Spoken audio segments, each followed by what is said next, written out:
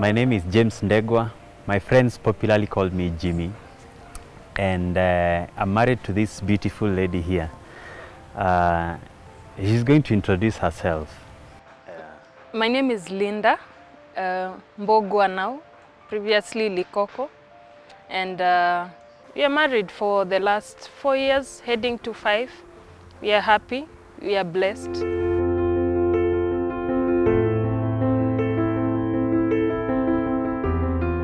We had been friends on Facebook for, I think, almost 2 years before we actually met physically. We were in the same campus. I was 2 years ahead of her, but we had never met. So we met physically at a friend's wedding committee. So that is where we officially introduced ourselves, like, oh, this is the Jimmy you've always known on Facebook. This is the Linda you've always, whose photos you've always liked and commented on. What I noticed on Facebook is that there's this particular guy who keeps on liking and commenting on my photos and on my, my posts. So when I met him, it actually didn't click. Then he introduced himself. He was very pleasant and of course very handsome. Now he's more handsome, yes, but he was also still very handsome. So after we introduced ourselves and everything, then I was asking my friend, the one whose wedding committee we were on, I was asking her, who is this Jimmy? And she was surprised. You don't know Jimmy? Everyone knows Jimmy. And I told her, I'm asking because I don't know him. So the next thing we did was exchange phone numbers. And we began now talking, privately, away from the committee. Even when the committee was done, we still arranged for a few coffees here and there, a few dinners here and there. At one point, she came to my place and I went to hers. That's a process of knowing each other. And both of us had been in relationships prior, and relationships that didn't quite work out. So I think along the path of life and along, having these relationships, we both discovered what we actually wanted in a spouse. So we were able to focus. Now, this is what I want, and this is what I don't want. So when I looked at her, she was, perfectly what I wanted. For me, by the time I was meeting Jimmy at the wedding committee, I had taken some time off away from the relationship I was in. I was actually through with it, and I just stayed single. And I realized it's time for me to rebuild myself, because my self-esteem had been hurt a lot. I was down. I was hurt in so many ways. So I took time off because I knew if I get into another relationship immediately, I'm going to hurt the other person because of the baggage I'm carrying from the previous one. So by the time I met Jimmy, I was off from the previous relationship for almost a year. So I had taken time to detox and just to come to terms with it, to forgive myself for making stupid decisions, and to also focus on what I want. Because at that point I was sure that I want to get married, and I knew by the time I met him, I knew the kind of person I want to get married to. The thing that really hit me about his character is that he's very passionate. He's very passionate about whatever he does and whatever he pursues. So the thing that I can remember a lot is how he was passionate to call me and check up on me and strike conversations. He would actually just buy airtime, and we would talk for hours. And most of the time, sadly, I slept through the conversations. And I would only realize in the morning when he had sent me a text and told me, you slept on me. And I felt really bad, but well, it was not intentional. But I really loved chatting with him and talking to him. And one thing that I noticed about him is that his intention was pure. He intended to build me. So even our conversations were not just plain conversations discussing nothings, the way people do the sweet nothings. No, we didn't do that actually. They were meaningful and very intelligent, and would connect at a very intelligent level. And he was very open. we actually did have challenges. For one, this is what we call an intercultural marriage. I'm Kikuyu, she's Luya. And in our family at that time, I think I was the first one in my extended family. I was the first one to marry outside my own, my own tribe, so to say. And therefore, of course, people would ask themselves, didn't you see any beautiful Kikuyu girl to marry? And a number of them asked me like that, and I was like, no, it's not about where she comes from. It's about her personality, and it's about our compatibility. So if her personality is okay, if we are compatible, if I'm sure she's the one that God has meant for me, then I go for her regardless of where she comes from. So that was a challenge, but we overcame it. The other challenge, I would say, there was already a child. And so when I come into her life and there's already a child, I have to readjust myself to living with the two of them as my own family. It's not the same as just having one person and then children start coming afterwards. So that was also a challenge, but I've seen such things, such relationships pick up and become very successful. And so for me really it was not a big issue, I would say. Really, it's just a small challenge. And of course people would ask you, why would you want to get married to someone who already has a child? And I'm like, why not? And they couldn't answer that, so I went ahead. I had a big head, sort of, because of the things I had gone through from the previous relationship, and my heart was toughened up. So it took time for me to just warm up and just be teachable, yeah? Because if I realized after some time that if I cannot let him teach me, then I have no point being a wife. The proposal was not really a complex thing. For me, after a while, I decided for myself, I really want a wife. And this person I have dated for a while is actually fit to be a wife for me. So I was like, I'm not going to have, an occasion or something special just to propose. I could, but I decided not to because I didn't want it to be dramatic. So one day we were on a date and I decided to tell her, you know what, I want to marry you. And I would want to marry you as soon as possible. And she told me, go and talk to Mrs. Likoko, that is her mother. Go and talk to Mrs. Likoko, not on phone, face to face, and tell her that you want to marry her daughter. If she gives you the go ahead, I'm good to go. If she doesn't, then we'll review it from there. For the proposal, to date I'm at peace with it. I was at peace then, I'm still at peace with it. I don't wish that it would be more elaborate. I don't wish that it would be bigger and better. It is just fit for me. Everyone would want that lavish proposal and everything, but what would it come with? What is the price that I have to pay for that lavish proposal to come through? This is the man that I love. He comes just as he is, and this is the person that I want. Why would I wait for something big and something lavish and a golden and sparkling ring? No, I didn't want that. So for me, that was it. That is what I wanted, and I'm contented with it. Then, of course, I told him to go see my mom because I wanted something serious. I want someone who is serious. I wanted someone who would commit to me for life and to be with me and to just be open about it. It's not enough for him to tell me when we are together, you know, I love you. He has to tell everyone that he wants to be with me. And the first point is to tell my family. If you cannot face my family and tell them I want to be with your daughter, then that's it. There was no necessity of taking too long, you know, dating for long and all that. So it took about, how many, 3-4 months to plan for all these things, because like I said, the first day we went to Kakamega was on 1st of May 2014. The wedding was on 19th of July of the same year.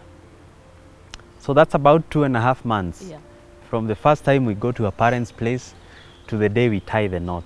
We did not require the committee members to even raise funds for us.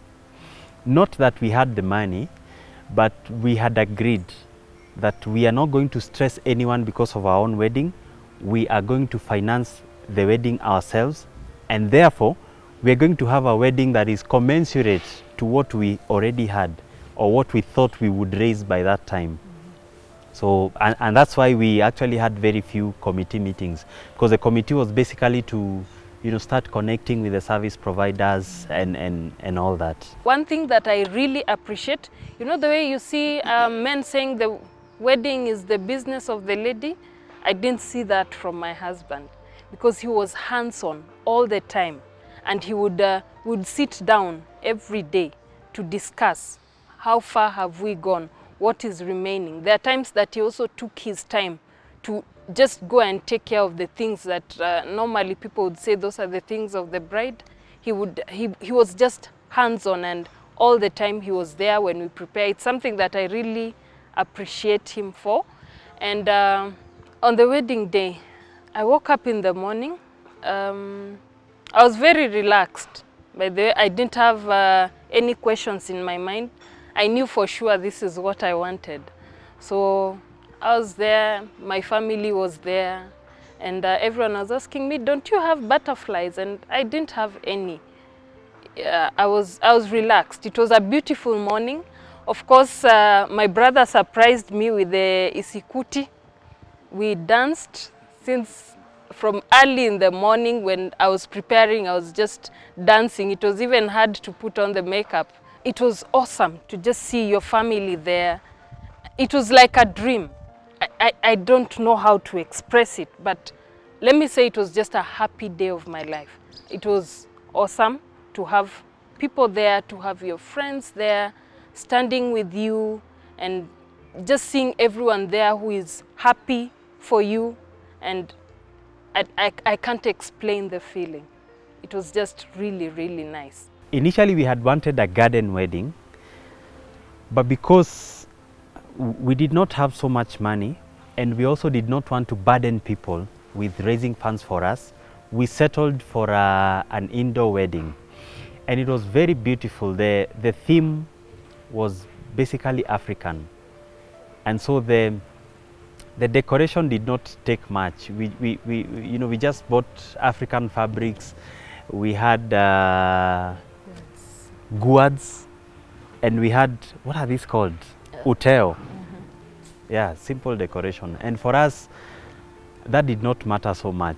And I think in our minds, we were like, the most important thing is that we come together, we get married, we sign the certificate, and that is it.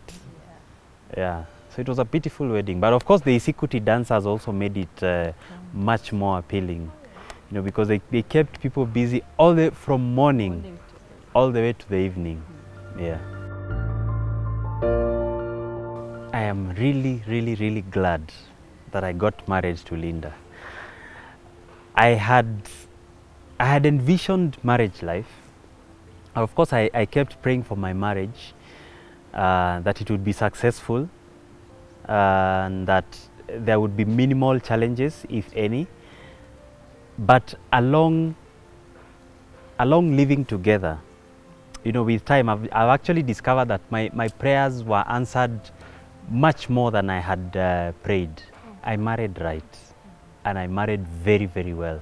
She does not give me trouble. She does not give me unnecessary challenges. For me, I think because before we got married, there are some foundations that we had set.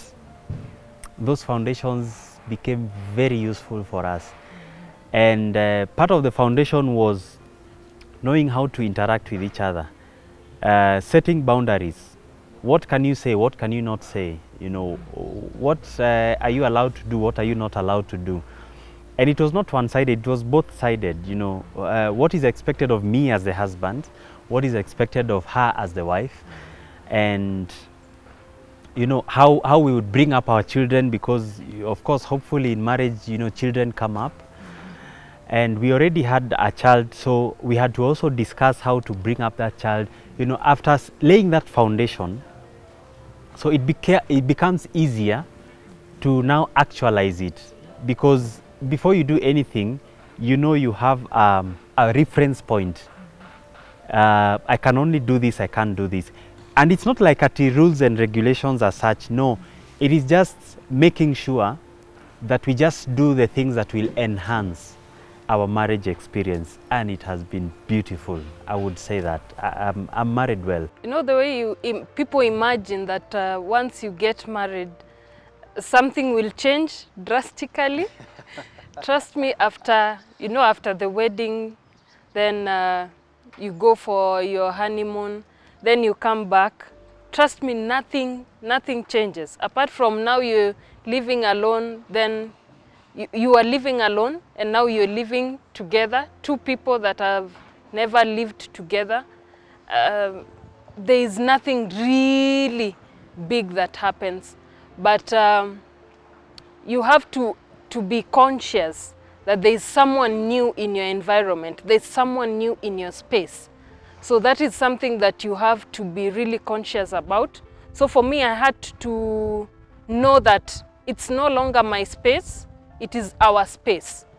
It is no longer my things or my stuff, it is our stuff.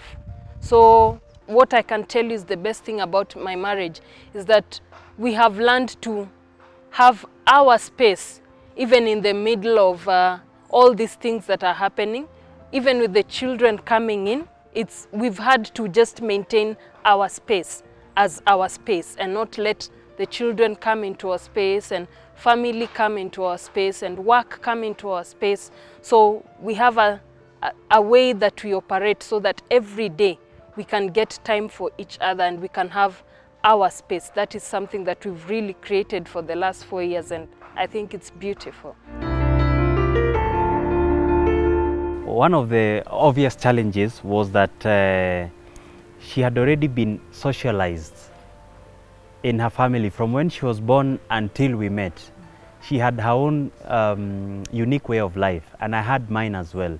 So the challenge was to bring these two lives together, to readjust either of our lives into each other, so that, you know, now that we are one unit.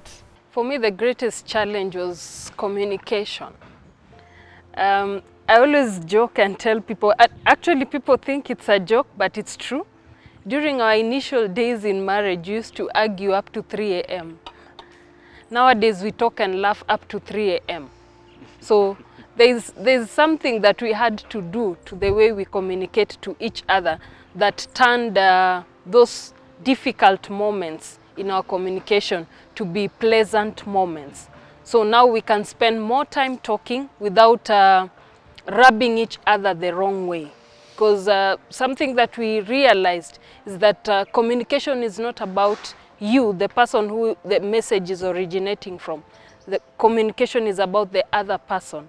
So if you put forward your message with respect, and if you put forward your message in such a way that the other person will be able to decode it and feel the same way as you're feeling when you're putting forward the message, then everything has gotten home. But if you just become selfish and you want to stay on your side without considering what the other person will get out of this, then things will not work. I know her password. She knows my password. But one of the things we decided from earlier on, before we even got married, was that your phone is your business, my phone is my business. So to date, we don't, I don't go to her phone. I don't touch her phone unnecessarily. She doesn't touch mine unnecessarily.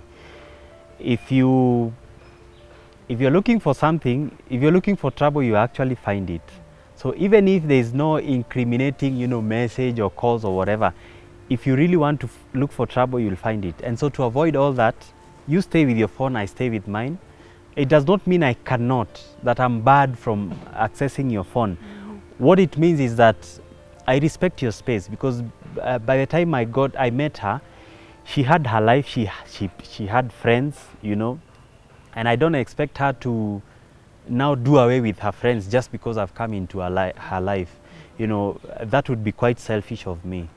And so I respect her technology space, but we had to make sure that that technology does not come in the way of our marriage.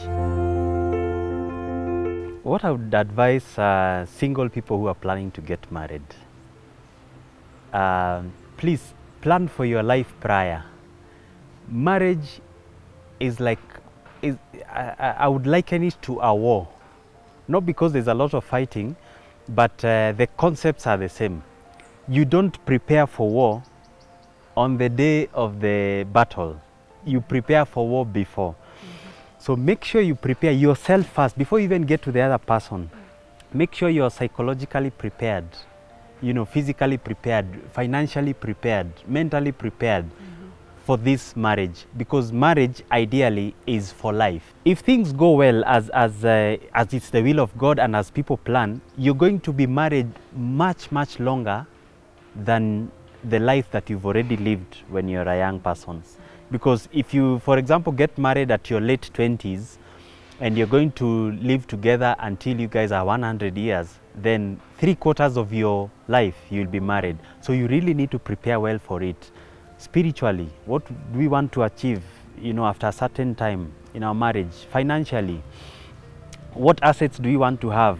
What sort of investments do we want to have? How many children do we want? We had to be very specific so that you don't get into marriage and I want 6 children and she wants 2, and then now we start conflicting. So every single thing that you want in your marriage, that you envision, you have to plan for it before, and then now you agree with your partner before you get married.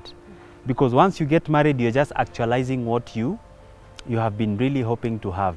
I would tell people that marriage is one of the most important decisions you're going to ever make. And it also entails, who are you getting married to? So the person you're getting married to is actually a measure of your wisdom or your foolishness. Yeah, it is that serious. That's very important. It is that serious. So if you make a decision to be with someone, tomorrow you cannot say that person is foolish, because that is your foolish decision. So once you decide that you're going to get married, make sure you choose right. Because with this person, you're going to spend most of your life. Once you get into marriage, emotions they're just very raw. Yeah? People tend to be very plain with what they're trying to explain. So if this person is going to be a headache, trust me, you're going to have a headache for a long time. And I don't think there's any painkiller that can help you with that. You're going to have to be accustomed and to deal with your own pain. So it's one of the most important decisions in a person's life. Then when you are you're about to get married, it's good to listen. Of course, there are people who will come with rumors and everything, but it's good to listen. It's good to do your due diligence. Don't just be satisfied that this person has told me this, so this is the truth. Just make sure you are sure that what you have been told is actually the truth. Because today, a lie that has been told today will come up tomorrow. And if you did not verify today what you have been told, then tomorrow you'll just have to cry and regret. There's nothing you can do about it.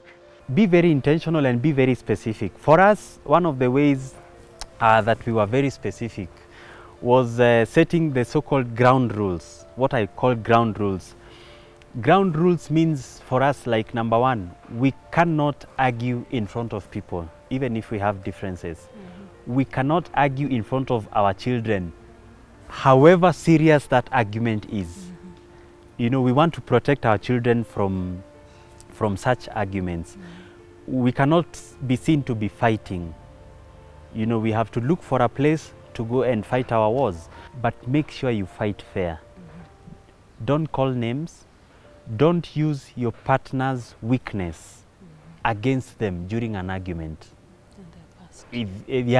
Don't use your partner's past against them, because a past is something that you cannot go back and control or change. What we do with my husband, every week we have a date night. So we go out, we leave the kids and we go sit somewhere, and we don't talk about work or children, or we just talk about us. And it's not a place where we go and argue and, you know, we pick up the argument that we left someplace. We just go and interact and just enjoy our time together. Sometimes we just sit quiet and just stare at each other and smile. That's our date night. So you have to continue courting your spouse even after you've gotten married. Then in every marriage, before you get into a marriage with someone, just know that in every marriage, there are three entities. There's you, there's your spouse, there's a force you cannot see. So when you choose your spouse, make sure you know the kind of force they come with, because you cannot have two conflicting forces. There are only three spaces when you get into marriage: the wife, the husband, and that force. So that force, it's just one slot. So you cannot have two forces sitting on that slot. So you have to choose. When you choose your spouse, just know what kind of force you're inviting into your marriage, because eventually one force will have to win over the other. So make sure you choose wisely. Yes.